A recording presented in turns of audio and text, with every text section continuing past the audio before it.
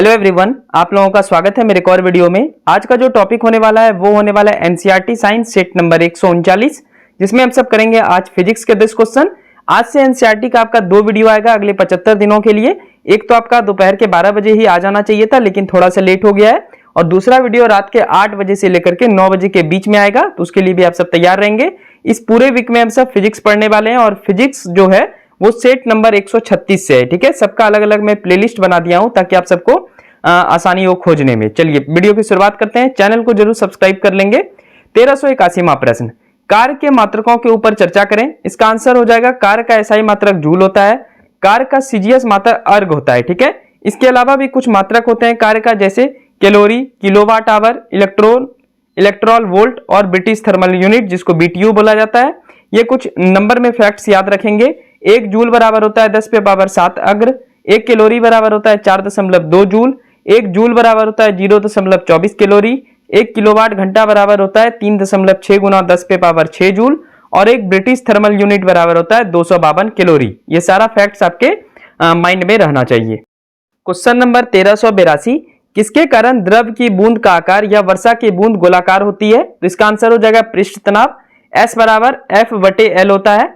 क्या है पृष्ठ तनाव? तो द्रव के ऊपरी परत पर प्रति एकांक लंबाई पर लगने वाला बल पृष्ठ तनाव कहलाता है। मेनली इसमें क्वेश्चन जो आएगा, ये बहुत बार एग्जाम में आया है कि वर्षा की बूंद गोलाकार क्यों होती है, तो उसका कारण है पृष्ठ तनाव। ठीक है, क्वेश्चन नंबर 1383, गुरुत्वाकर्षण नियतांक की मात्रा क्या है? गुरुत्वाकर्षण नियतांक का मतलब हो गया जी बराबर, तो सूत्र होता है जी बराबर F/r² × m2। अब ये सब क्या हुआ हम सब पहले समझते हैं। तो F का मतलब है न्यूटन, R का मतलब है मीटर स्क्वायर। ठीक है, उसके बाद m1 द्रव्यमान हो गया, मतलब मास प्रथम और मास सेकेंड। m1 का मतलब केजी हो गया और m2 का मतलब केजी हो गया। यानी अगर हम सब इसका मात्रक निकालेंगे तो बल का मात्रक क्या होता है? फोर्स। F से हो गया फोर्स का मात्रक होता है न्यूटन, तो न्यूटन का n लिख दिए यहाँ पे देखिए। उसके बाद R का मतलब मीटर स्क्वायर होता है, तो m स्क्वायर यहाँ पे लिख दिए। m1 का मतलब केजी होता है, तो केजी लिख दिए, और m2 का मतलब केजी होता है, तो केजी लिख दिए गुना में।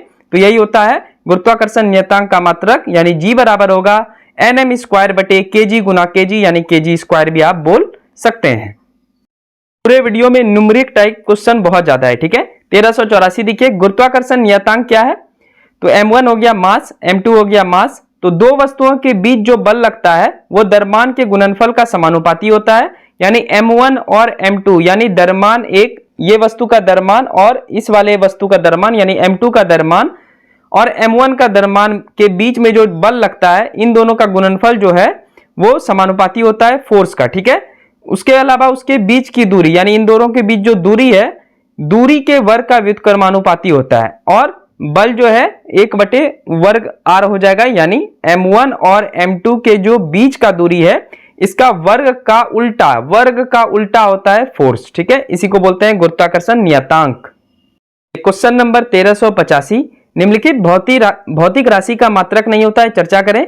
तो कुछ 4 भौतिक राशि ऐसा है जिसका मात्रक नहीं होता है। सबसे पहले हो गया विकृति, स्टैंड बोलते हैं इसको। आकार में परिवर्तन बटे प्रारंभिक आकार, विकृति का एसआई मात्रक नहीं होता है। अगर विकृति को समझना चाहते हैं तो एक रबड़ लीजिए। ठीक है, वो जो जिसमें पैकेट वगैरह में लगता है रबड़, उसको जब आप वापस खींचेंगे तो उसके आकार में तो परिवर्तन हो जाएगा, लेकिन जैसे ही उसको छोड़ेंगे वापस वो प्रारंभिक आकार में आ जाएगा। इसको विकृति बोला जाता है। ठीक है, दूसरा विशिष्ट घनत्व या अपेक्षित घनत्व का एसआई मात्रक नहीं होता है।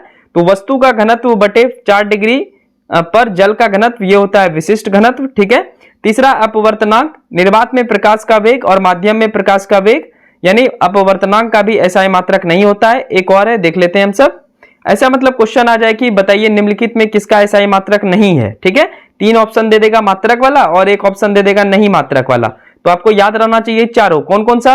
तो विकृति का कोई एसआई मात्रक नहीं होता है, विशिष्ट घनत्व या अपेक्षित घनत्व का एसआई मात्रक नहीं होता है, अपवर्तनांक का एसआई मात्रक नहीं होता है। इसके अलावा एक और है, चौथा जो होगा जिसका एसआई मात्रक नहीं है वो है घर्षण गुणांक। इसका होता है घर्षण बल बटे अभिलंब बल। ठीक है, इसे न्यू द्वारा डिनोट करते हैं, न्यू का साइन ऐसा होता है।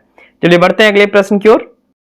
क्वेश्चन नंबर 1386, निम्नलिखित भौतिक राशियों का मात्रक समान होता है, मतलब एक ही होता है, चर्चा करें।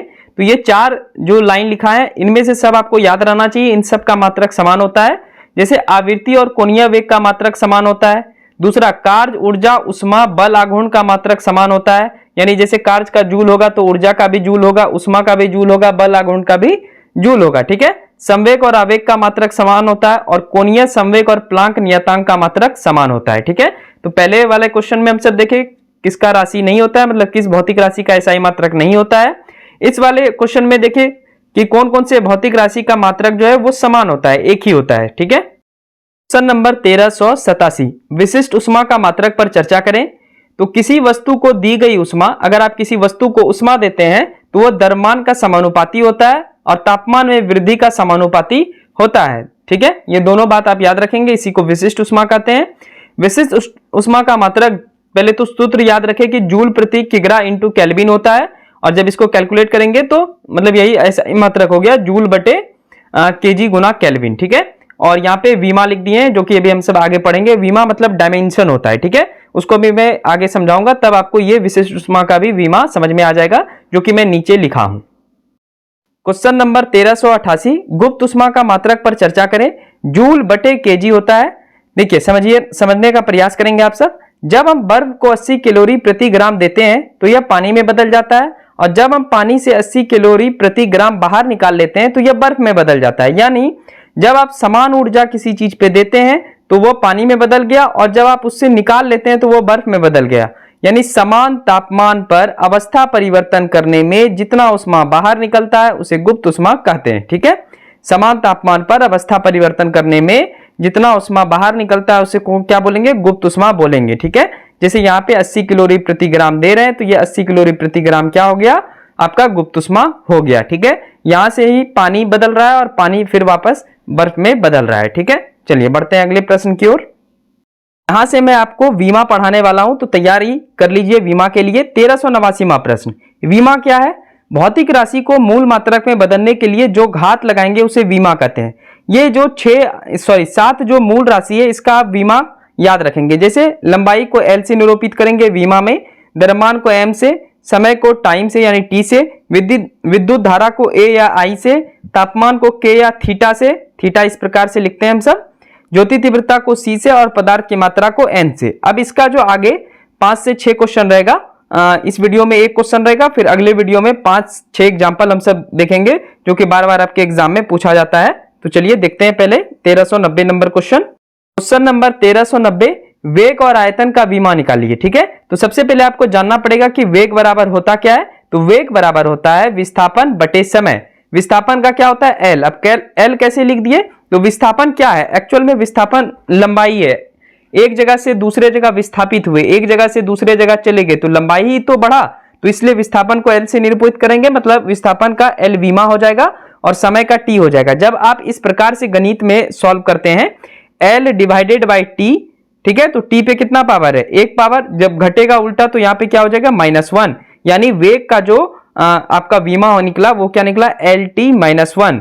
अब आते हैं आयतन पे, लंबाई गुना चौड़ाई गुना ऊंचाई, तीनों लेंथ में दिया हुआ है तो यहाँ पे क्या हो गया, L³ हो गया। ठीक है, आगे जो वीडियो हम सब पढ़ेंगे एनसीईआरटी साइंस सेट 140 जो रात में आएगा आपका 8 से 9 बजे के बीच, उसमें मैं 5 से 6 उदाहरण आपको वीमा से रिलेटेड बता दूंगा जो कि बार बार एग्जाम में पूछा जाता है। जैसे कि हम सब पढ़ लेंगे बल का वीमा कैसे निकालेंगे, मतलब बहुत सारा बीमा है, तो वो हम सब 5 से 6 उदाहरण में हम सब समझेंगे रात के वीडियो में। ठीक है, अभी इस पूरे वीक में आपका फिजिक्स ही चलेगा, यानी 139वां ये सेट है, तो 6 गुना 2 कर दीजिए 12, आज 140 आ जाएगा और फिर 10, यानी लगभग 150वां वीडियो तक हम सब पहुंच जाएंगे। ठीक है, 150 नंबर तक वीडियो में पहुंच जाएंगे फिजिक्स का। चलिए मिलते हैं नेक्स्ट वीडियो में। ये वीडियो पसंद है तो हमारे चैनल को सब्सक्राइब कर लेंगे और इस वीडियो को लाइक कर लेंगे। जल्दी मिलते हैं नेक्स्ट वीडियो में, और रात में आप सब एनसीईआरटी जरूर देखेंगे वापस से set number 140। Thank you so much. और रेगुलर है, मतलब फिजिक्स सेट नंबर 136 से देखना शुरू करेंगे, वो सीरियल वाइज पढ़ाया गया है। ठीक है, ज्यादा एक दिन में मैं नहीं पढ़ाता हूं क्योंकि सफिशियंट है, 10 से 12 मिनट का वीडियो काफी है आपके एग्जाम के लिए। ठीक है, चलिए मिलते हैं नेक्स्ट वीडियो में। Thank you so much.